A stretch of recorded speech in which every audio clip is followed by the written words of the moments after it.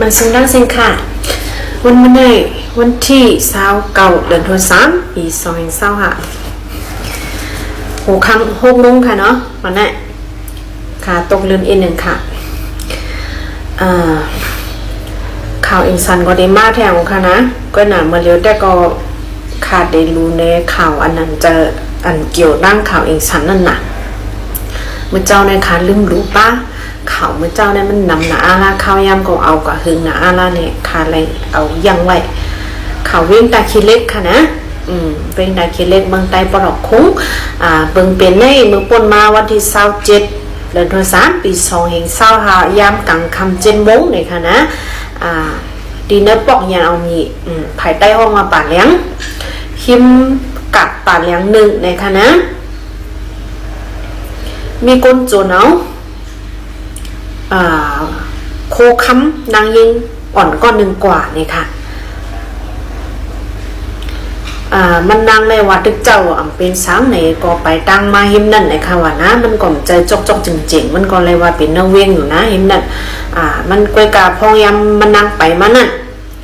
ย่ามือก้นมาเนี่ยแหละผู้ใจก้นนั่นขี่รถเครื่องมาตั้งหลังมันนี่ก็มาเอามีดงามันอย่าไปห้องปูห้องเตะเตียงตายเนี่ยพยาก็จะถอดฟันโค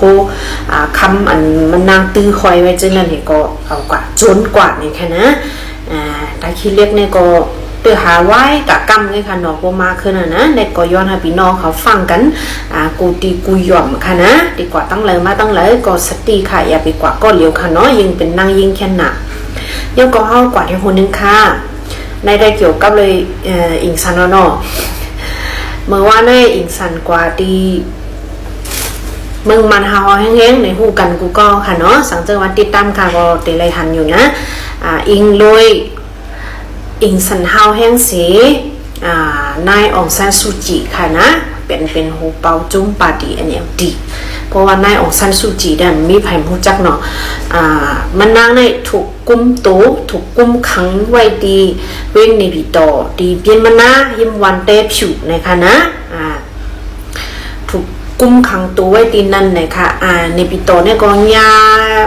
ยมพอนยอนแผ่นดินไว้ฮาวแห้งๆค่ะนะก็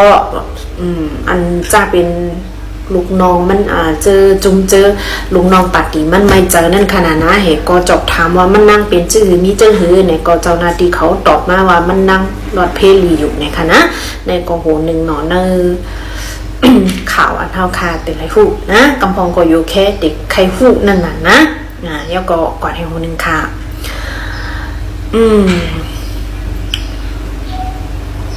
ดีเว้งหรือค่ะนะเนเจเว้งเอามีตาสัน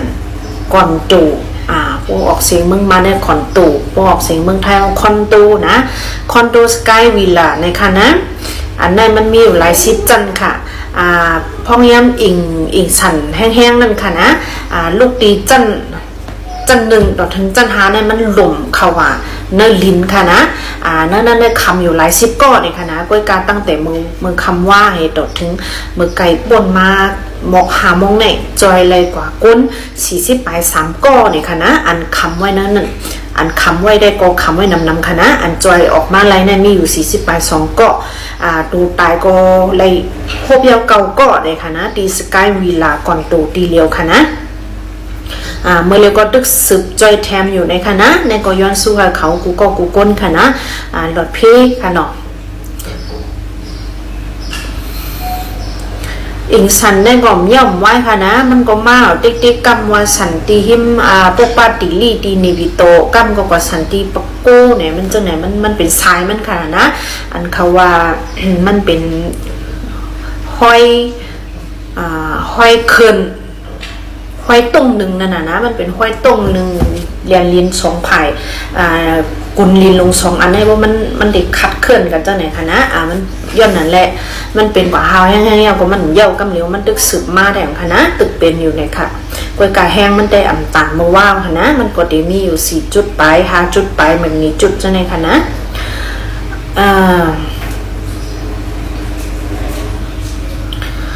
ก็เบอร์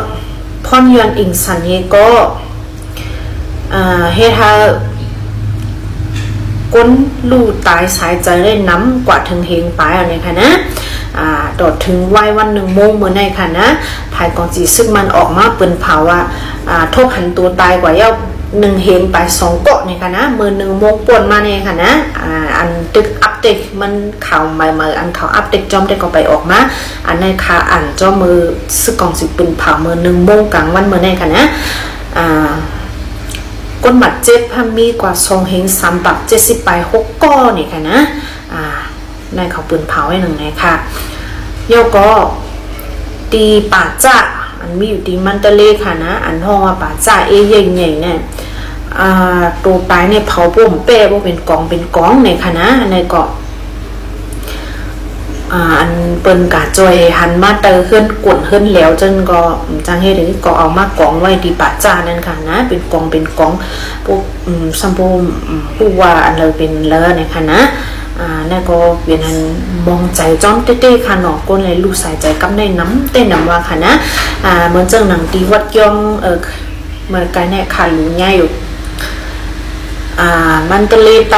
อุลาเต็งเป็กมันนะคะนะอันตึกตอกปังลิกอยู่เจ้าสังขาอันตึกตอกปังลิกตมาสลิยาเนี่ยค่ะนะ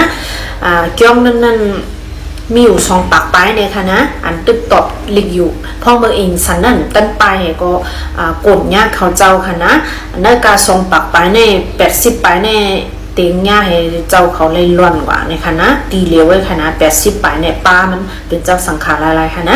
ล้วนกว่านี่ค่ะอันนี้ก็จะทำดีเท่ว่าค่ะนะตึกสืบพันหนูค่ะเนาะอันตึกขำไว้ก็ว่าจอยตั้นในก็เดเลยลูกสายใจนั่นน่ะนะ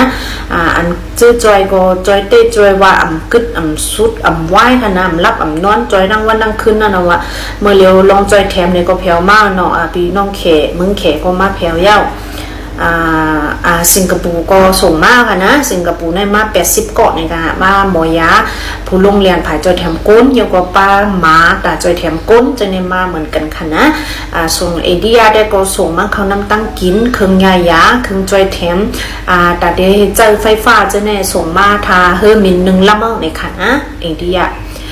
อันจังเมืองได้ก็ตึกมาอยู่ค่ะนะก้อยกามันไปฮอตโยก็เมื่อว่าในข่าวอ่านกาข่าวคือฟ้องย้ำแผ่นดินไหวเนี่ยซึ่งมันเอาเพิ่มวินมาปล่อยกว่าตีวันนองเลี้ยงนั่นนะเมื่อนั้นเขาปืนเผาว่าไปมีลงลูกซุ้มไหนเนาะเมื่อในอัปเดตค่ะนะอัปเดตก็ออกมาว่ามีคนรู้สายใจกว่า7 เกาะเนี่ยค่ะนะเป็นตับจุ่ม DBLA เป็นตับธนุค่ะนะนางยิงเป็นนางหันเนี่ยค่ะ6 เกาะปลาทั้งสึกหันก็7 เกาะเนี่ยค่ะนะเลยลูกตายกว่าย้อนหมักอันตับซึกกองสีซึกมันว่าปล่อยกว่านั่นเนี่ยค่ะนะบอกว่าเขายามอิงสันนิลีค่ะนะยาม12:52นะคะตีวันหนองแหลมเจเวงหนองเขียวค่ะเนาะในหัวใจเหมือนดีค่ะเนาะจังให้ดีนะขันค่ำค่ะเมื่อเจ้าในคันลืมลัดกว่าขันค่ำ1 แก๊สใน